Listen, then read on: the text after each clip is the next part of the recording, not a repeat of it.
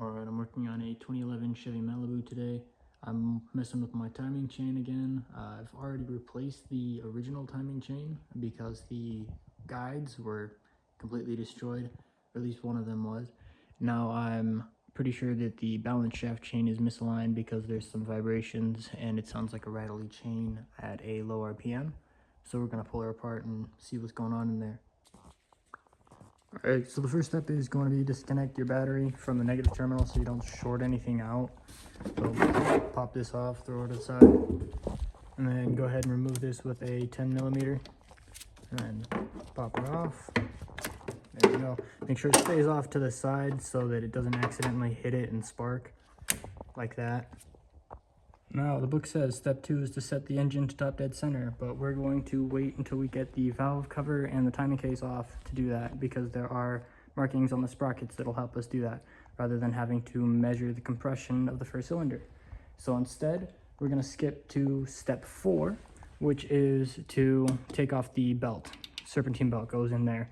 So we're going to need access to do that, which means we need to take off the hoses going into the air intake and the air filter box.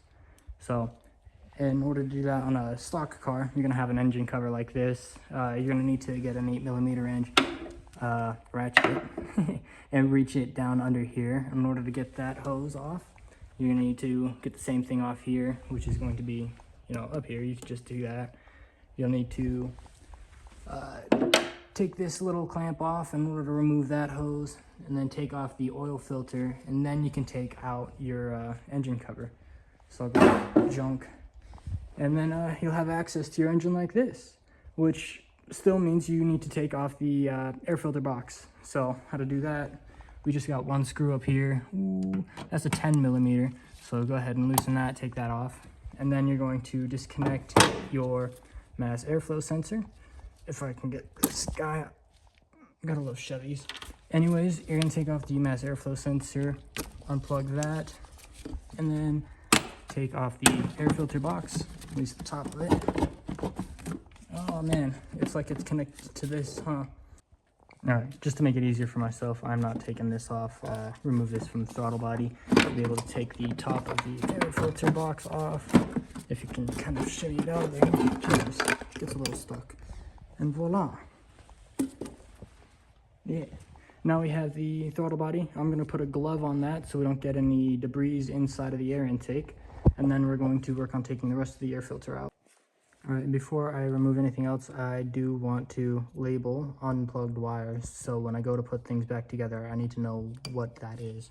So I'm going to just take a little piece of tape, wrap that around the top, and then just label it mass airflow. So that's exactly what that is. All right, now, and to take out the rest of the air filter, well, this literally just pops out. Put that aside. And then back to this 10mm screw. Go ahead and take this guy out.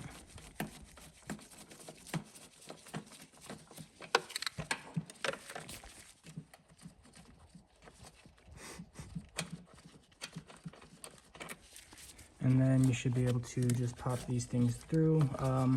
This might be connected into here if it wasn't broken. So, you might need to, that's a little plastic kind of rivet thing. So you should be able to kind of push that down in order to pull it out. I wouldn't suggest tugging on this thing in order to pull it out, but you should be able to, at this point, yoink it forward from here and pull it out. I mean, it's a little easier with two hands and when things aren't in the way.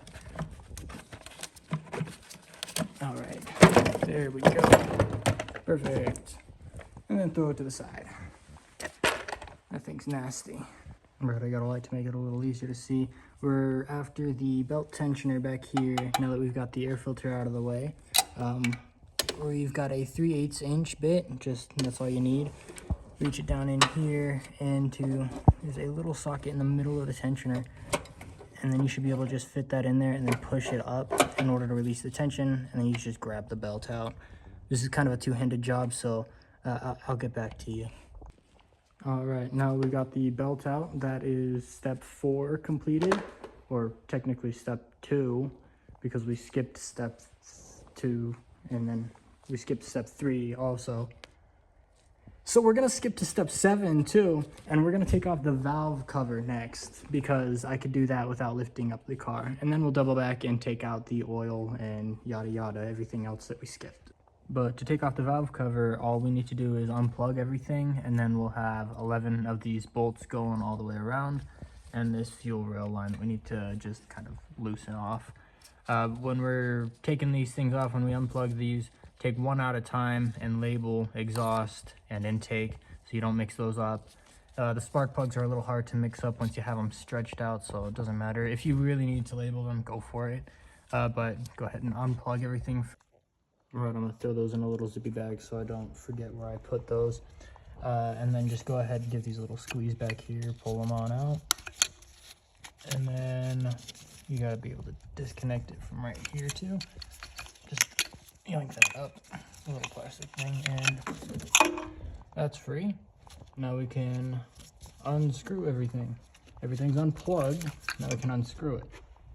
Alright, so we got 11 bolts, they're all 10 millimeters, they go around here, and then there's one down in here, up here, 2, 3, those are 6, no, hold on, that's 4 right there, 5, 6, 7, 8, 9, 10, and 11 in there. Try not to confuse this bolt with that bolt. This bolt, not that bolt. So those two bolts are the fuel rail. You don't need to disconnect that here, brother. And then you're gonna have 4 spark plug bolts, all 10 millimeters. Go ahead and take those out, and then you can remove the spark plugs, and then also this guy. There's a 10 millimeter holding the fuel rail in, and then you can be able to take off the valve cover. All right, another thing that's helpful to remove, it just might get in the way. It's not connected to the valve cover, but it'll be helpful to take out the variable valve solenoids if you have those. Once again, 10 millimeter bolts, and before you pull them out, it is a little helpful to take off the oil cap just to relieve the pressure on the inside of the valve train, and then you can be able to pull them out a little bit easier. Okay, now everything's out the way. You just pull this out, pretty much. It gets a little stuck under here and shit, so, you know, kind of shake it around. It might take 2 hands, so I'll get back to you. So to take off the valve cover, I mean, you kind of have to slide it through here. That gets a little tight, but it'll fit, you know. You get all those 11 bolts taken out, and this guy, make sure you keep those in order. And from this point, you should have a good view of your chain, of course. In my case, there isn't really any slack. Well, there isn't any slack, so that's a really good thing. If there is any slack and you can actually wiggle this around at all, that's a good sign that you either have like a broken guide down there, or the chain is just stretched from use. So as you can check from here, you can see if the cams are scored at all, if they have like any cracks, or if it just looks unevenly worn. That's a bad sign that your valves are broken. You can also check if these have any play in them, which those look good. If they had any play, that's another good sign that your valves made contact with the pistons, and you're gonna want to take the whole head off.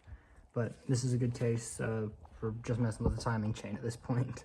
And also another thing, it's probably going to be a bit of an oiling mess when you take off the valve cover, so make sure you just have like half a trash bag or something. Now the absolute last thing that I'm going to be doing before I lift up the car and take out the oil and everything is to actually remove these spark plugs. At this point, the spark plugs are still in there, but I'm going to take those out so that we don't actually make compression when we're spinning around the crankshaft in order to test the timing of it. So what do we have, like a 5/8 inch bit, a little janky, really disgusting, crusty. Yeah, we're gonna go ahead and remove our spark plugs with that. Perfect. Get it on in there, make sure it's in there, and then ooh-wee. Okay, I just wanted to hold it straight with 2 hands, so I put the phone down. And it's free. Looks pretty good. That's a brand new spark plug too, so, you know, yeah. So with the spark plugs taken out and the valve cover removed, that's the end of step 7, technically. So we've done 7, 4, and 1. we still need to raise the car, drain the oil, then we can take the belt tensioner off. So 3, then 5. Then we could take off the front cover 6, and then we can finally do step 2. So once again, we're gonna lift the car up, step 3, 5, 6, and 2. I love these books. All right, before we lift up the car, just make sure we loosen the lug nuts on the passenger side tire, because this is gonna have to come off so we can access the side of the engine from here. All right, now drain your oil. Once it gets to a bit of a drip, go ahead and plug her back up, and then we can move on to, what was it, step 5, I think, taking off the tensioner. Step 5 is to remove your belt tensioner all the way down here. It's a little dark, but it's this guy. It's just one bolt holding it in, but of course the mount is in the way, so we're going to need to take the mount off, and to do that we need to support the engine. We got a little jack down here, and we're going to support it under the oil pan. Make sure you use a piece of wood with a jack so that you don't damage the oil pan, and make sure that there is space between that wood and this part of the frame. You don't want that wood to go under the frame, or else you won't be able to jack the engine up high enough to put the belt tensioner back in.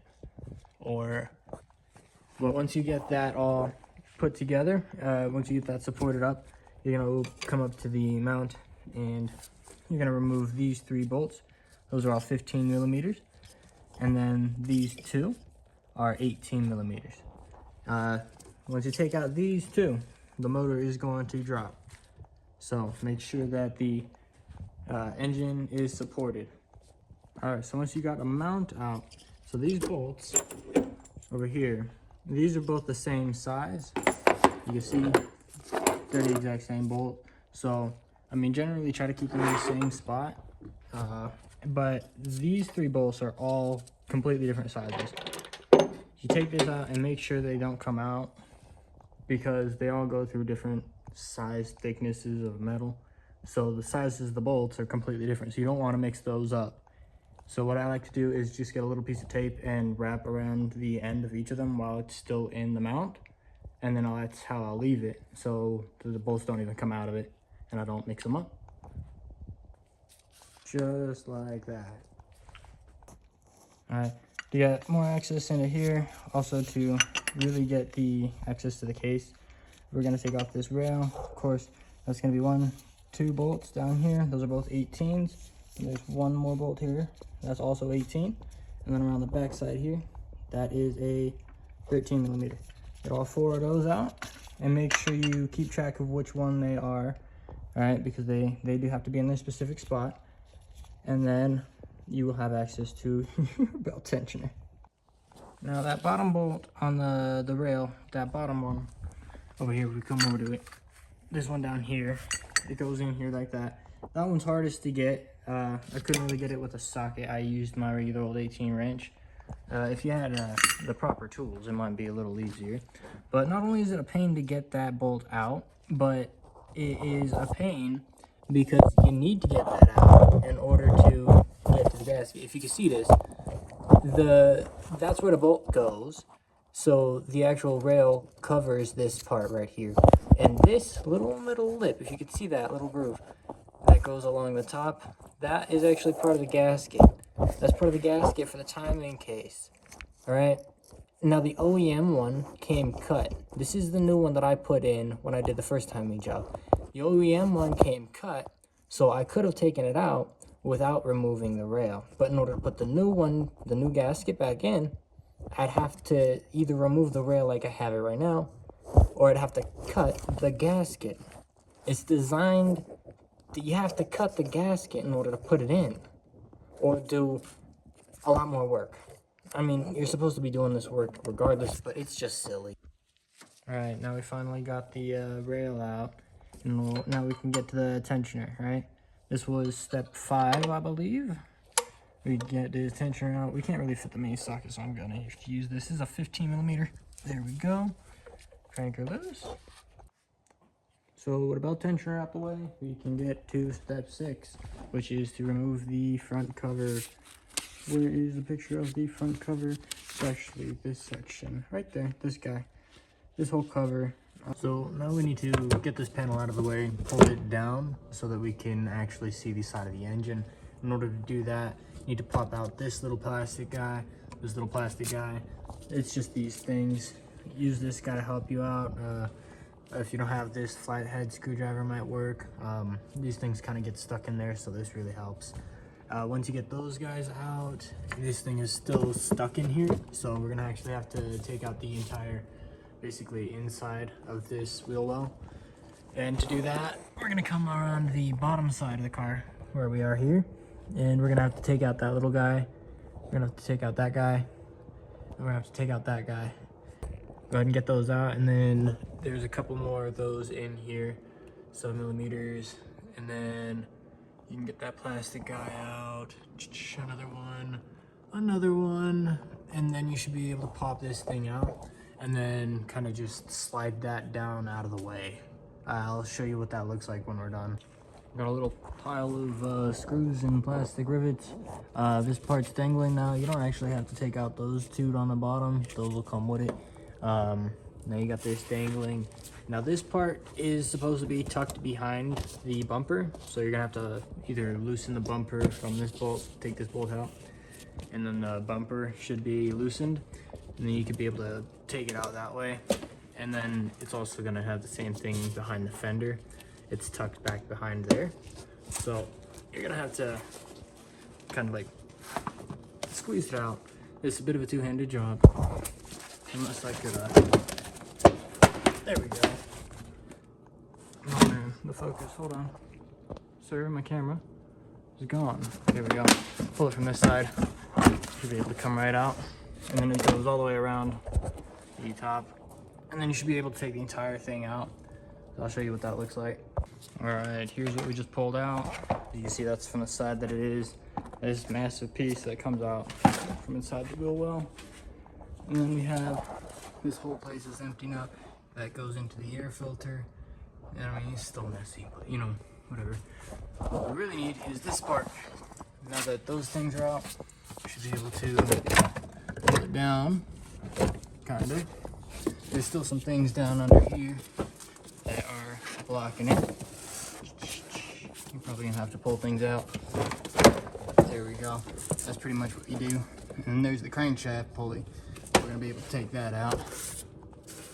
Let me see exactly what else I have to loosen down here, and then I'll get back to you. Yeah, there's one more bolt that's actually connected to this part that we're trying to pull down. It's gonna be preventing us from doing that. We follow the piece all the way down here. It's a little dark. There it is, there it is. That one's a little bigger than the 7mm, so that's not gonna fit on it. So I'll figure out which size that is. Oh yeah, this last guy, he is actually not a bolt. I'm gonna take this guy and should be able to get it in there somewhere. Okay, so this is what was in there. That's what we had to take out right up there. Go right up there. And in order to do that, we gotta just use the tool that we've been using. Get into those two notches and pull out that inside bit. Get it on there. There we go. And that'll loosen it up. You should be able to pull it out by hand. And then you gotta have this bit free. Now you can pull it down. You come over here and there we go. We got mostly access to the crankshaft pulley. But now that we have access to the pulley, we need to take that off. That's our next step. So in order to do that, what we're gonna do is make sure we put the car in park, put the parking brake on, and then really for this car, it should be nice and easy. Just hit it with an impact wrench. It should come right off. If it doesn't come off after impact, then you're gonna have to get yourself a little holder tool. I got one of those. Let me show you what that looks like. Gotta get yourself something kind of like this. It'll hold the pulley in place. Really, you just kind of put it up there, and then you're gonna be spinning it, what is it, counterclockwise, and then that's just gonna hold it in place so that it doesn't spin. And you're gonna gotta jam the handle of it up against something metal. I don't know, whether it be part of the chassis or something else. Alright, so this is how I got it jammed up against there, in there, and then on top of the axle, kind of jammed up in there. And then that should give you, enough stopping force for the pulley in order to crank this off. Ideally. We'll see. Wish me luck. Alright, you should just take an impact crank.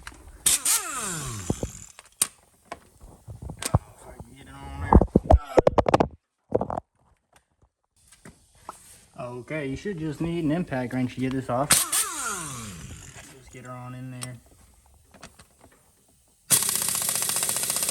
Oh, I kind of got it on the wrong way, huh? That sucks. Alright, get this guy out, and then pull this guy out of the way. Oh man, it might be a little tense now. There we go. And then this guy should just come right off. You shouldn't need a press to get it out. There we go. There you go. You got your crankshaft pulley out. Now, in the book says that this is a torque to yield bolt. Your crankshaft pulley bolt, main bolt. Yeah, this bolt is supposedly a torque to yield bolt. And you're supposed to screw it in there. What was it, like 74 foot-pounds, and then crank it to another 125 degrees, whatever that marking is. And you're not supposed to reuse it, or else you could break it. Now, I highly doubt that this book has accurate, at least to this engine. I don't know what's up with that, because I didn't have this halfway to that mark. I did 74 foot-pounds, and it wasn't even halfway to that mark, and it was way harder to get off than it was the first time I got it off.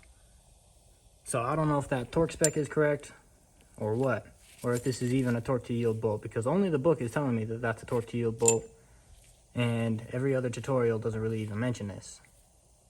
But I am mentioning it. This is supposedly a torque to yield bolt. You're supposed to throw this away and get a new one, which, by the way, to get a new one, it's like at least like 20, 30 bucks, something like that. It's a really expensive bolt, and you can only get it from GM themselves. I'll put the specific bolt number on the screen or in a description if you want to actually get it, but I think I'm just going to reuse this bolt again. And finally, once you got the crankshaft out, the crankshaft is still in the engine. Once you get the pulley for the crankshaft out, you have access to the entire case. Get right up close to a money shot. And we got 10 of these 10mm bolts that I'm giving you a close-up on. Those go around the perimeter of the case. And then you have this one 15mm bolt. Oh, that's a 13mm. That's the water pump bolt. 13mm. That guy is going to be a little bit longer than the rest of these 10 guys.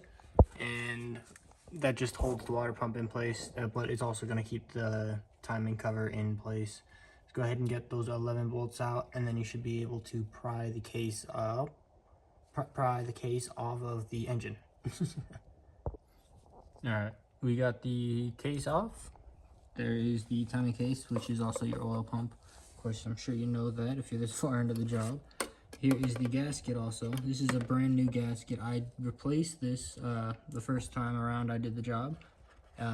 It looks really good, so no complaints there. The first one was completely destroyed. You are supposed to be able to reuse those, but of course, if it's not gaskety, then you're going to want to replace it. And of course, you're going to want to clean up this whole surface too before you put it back on. So with 6 and 7 out of the way, we've got both of the covers off. We can finally set the engine to top dead center and do step 2. Now to do that, we're going to come down here. We're going to put the crankshaft bolt back in. No, we're not going to tighten it, of course. We're just going to use it in tight enough to spin the engine around. And what you're going to do is you're going to find this notch. There's this little notch on your engine, or on the, whatever, the sprocket. You're going to find that, and then you're going to make sure that points directly upwards compared to the engine. So it's going to have to be pointing up. I'll show you that. Let me spin it in the direction.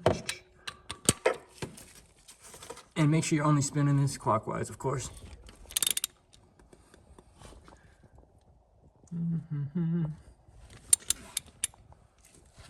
Almost there. Alright, once you get that little notch pointed directly upwards on the top of it, you're going to come back up to the sprockets on the camshaft, and you're going to be looking for those arrows. You should have one pointing out at, what is that, 2-ish, and then another one at like 9 o'clock-ish. Those arrows are not there, so that means it is top dead center in the intake position. So we're going to give it one more spin around down there, and then that will put it into top dead center on the exhaust position, which is where we need it to be at, so we can actually see the timing marks. So I'm gonna do that really quick. Give it one full rotation and make sure that the notch that we just lined up to the top is once again back at the top.